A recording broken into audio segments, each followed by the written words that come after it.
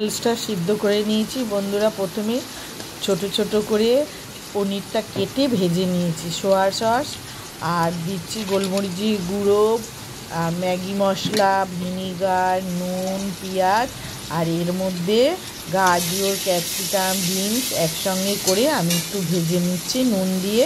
এগুলো তো সবাই করোই জানো। আর এই যে দেখো পেঁয়াজটা দিয়ে দিলাম, পরে দেবে পেঁয়াজটা, যাতে পেঁয়াজটা একটু আটকাচা থাকে, ভালো লাগে, সেন্টটা ভালো লাগবে। তাহলে এখন নুডলসটা ঢেলে দিলাম আমি, নুন আর তেল দিয়ে সিদ্ধ করে রেখেছিলাম। সামান্য একটু তেল দেবে, তাহলে ঝরঝরে হয়, নুডলসটা লেগে যায় না। এখন দেখো ওটা নেড়ে নিয়েছি। নুডলস দেওয়ার পরে আমি ভালো করে একটু নুন ছিটিয়ে দিলাম, স্বাদ মতো নুন দেবে।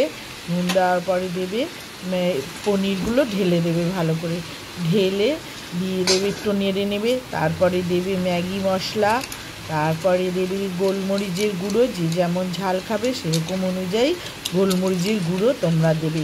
আর কাঁচা লঙ্কা কুচিও ওর মধ্যে আমি দিয়েছি, একটু ঝালের আর একটু দরকার, তার জন্য একটু গোলমরিচের গুঁড়ো দিয়ে দিলাম। এবার ভালো করে নেড়ে নিলাম। ভালো করে নাড়ার পরে দেখো একটু দিয়ে দেবো সোয়া সস। সোয়া সসটা আমি হলুদ টলুদ কিচ্ছু ব্যবহার করিনি, এইটা সোয়া সস দিলাম। সোয়া সসটা দিলে সুন্দর হয়। তারপরে দিলাম দেখো তেল কমের জন্য ভিনিগার। ভিনিগার দিলে তেলটাও তোমার কম টানে আর সুন্দর হয়, খেতেও স্বাদ হয়। ভিনিগার দিয়ে ভালো করে নেড়ে নিলাম। নেড়ে দেবো একটু মিষ্টি। তোমরা যদি মিষ্টি খেতে চাও তাহলে দেবে, আর যদি না মিষ্টি দিতে ইচ্ছা করে তাহলে দেবে না। হ্যাঁ, যার যেমন ইচ্ছা। হয়ে গেল আমার নুডলস দেখো।